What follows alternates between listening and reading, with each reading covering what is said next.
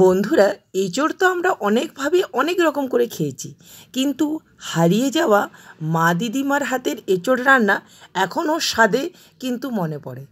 আগেকার দিনের এঁচোড় রান্না বাটা মশলা দিয়ে তৈরি করতো। বাটা মশলার আপনারা সবজি করে দেখবেন, ওর টেস্টেই অন্যরকম।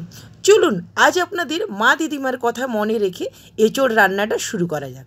দেখুন, এখানে আমি একটা ছোটো মতন এঁচোড় নিয়ে নিয়েছিলাম। এঁচোড়টা কিন্তু একটু দেখে নেবেন যাতে এঁচোড়টা একটু তাজা হয়। এরপর আমি এঁচোড়টা কেটে নেব। দেখুন, এভাবে পিস পিস করে কেটে নিচ্ছি। আমি এখানে কিন্তু একটা কাগজ দিয়ে দিয়েছিলাম, কারণ এঁচোড়ের যে দুধটা থাকে সেটা কিন্তু যেখানে সেখানে লেগে গেলে অনেক সময় ছাড়াবার সময় অনেক ঝামেলা লাগে, সেই জন্য আমি দেখুন একটা কাগজ পেতে দিয়েছিলাম। এরপর আমি এটা কিন্তু পিস পিস করে কেটে নিয়েছিলাম।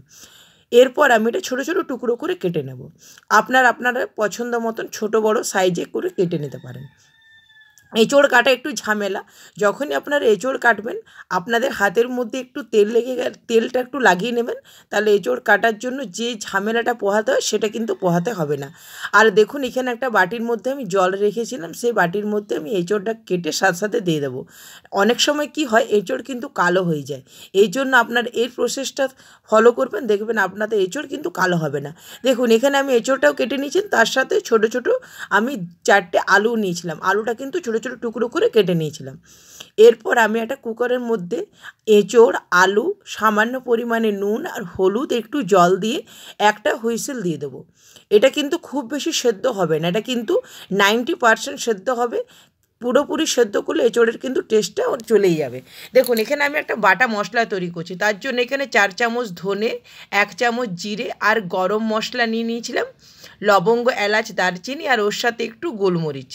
এরপর আমি মশলাগুলো শুকনো খোলায় রোস্ট করে নিয়েছিলাম, এরপর ঠান্ডা করে নিচ্ছি। দেখুন, এঁচোড়টা কিন্তু সেদ্ধ হয়ে গেছে। এঁচোড়ের জলটা আমি ফেলে দিয়ে একটা ঝাঁঝরির মধ্যে এঁচোড়টা ভালোভাবে জলটা ঝরিয়ে নিচ্ছি। এরপর আমি মশলাটা পেস্ট করে নিচ্ছি। ওর সাথে আমি 4টে শুকনো লঙ্কা দিয়েছিলাম।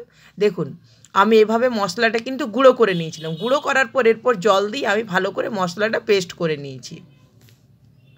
আগেকার দিনে শিলে কিন্তু বাটা ঘষা হতো, এখন কিন্তু শিলটা উঠে গেছে, সেই জন্য আমি আজকে মিক্সিতে করলাম। এরপর আমি এখানে 3টে মিডিয়াম সাইজের টমেটো, সেটাও পেস্ট করে নিলাম। এরপর এখানে আমি কিছু পেঁয়াজ কুচো করে রেখেছিলাম, সেটা আমি অর্ধেকটা দিয়ে দিলাম পেস্টের সাথে, আর 4 কোয়া রসুন দিয়ে দিলাম। দেখুন, আমার পেঁয়াজটা কিন্তু পেস্ট হয়ে গেছে। এরপর কড়াইয়ের মধ্যে তেল গরম বসিয়ে দিয়েছিলাম। তেলটা যখন একটু গরম হয়ে যাবে, এর মধ্যে কিন্তু শুকনো লঙ্কা আর 5 ফোড়ন দিয়ে আমি ভালো করে নাড়াচাড়া করার পর এখানে যে পেঁয়াজটা কুচো করে রেখেছিলাম সেটা ভালো করে লাল করে ভেজে নেব। যখন পেঁয়াজটা লাল ভাজা হয়ে যাবে, এর মধ্যে যে বাটা মশলাটা বেজেছিলাম পেঁয়াজ বাটাটা, সেটাও দিয়ে দেবো। পেঁয়াজটা ভালো করে গন্ধটা কিন্তু বার হয়ে যাওয়ার পর আমি কিন্তু এখানে মশলাটা দিচ্ছি, যে বাটা মশলাটা তৈরি করেছিলাম, ধনে জিরে বাটাটা।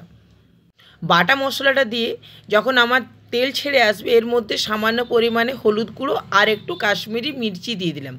এরপর আমি আবার আঁচটা সিম করে ক্রমাগত নাড়তে থাকবো।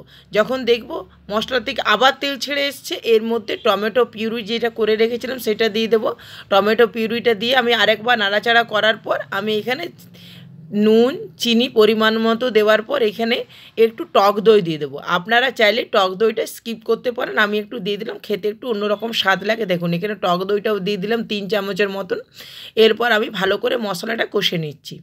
মশলাটা কিন্তু যখন আপনারা কষবেন, আঁচটা সিম করে কষবেন। মশলাটা অনেক সময় পুড়ে গেলে কিন্তু খেতে টেস্ট লাগবে না। দেখুন, মশলার থেকে যখন তেল ছেড়ে আসবে, এর মধ্যে আমি এঁচোড় আর আলু যেটা সেদ্ধ করে রেখেছিলাম সেটা কিন্তু দিয়ে আমি ভালো করে মশলার সাথে মিশিয়ে নেব। দেখুন, এভাবে আমি মশলার সাথে ভালো করে এঁচোড়টা মেশানোর পর একটু উপর থেকে জল দিয়ে দেবো। জলটা আপনারা যেরকম গ্রেভি চান সেরকম দিতে পারেন, কম বেশি আপনাদের ইচ্ছে মতন। দেখুন, আমার কিন্তু এঁচোড়টা হয়ে গেছে। এরপর উপর থেকে একটু কাসুরি মেথি আর ধনেপাতা ছড়িয়ে এঁচোড়টা কিন্তু গরম গরম ভাতের সাথে খেতে দারুণ লাগে।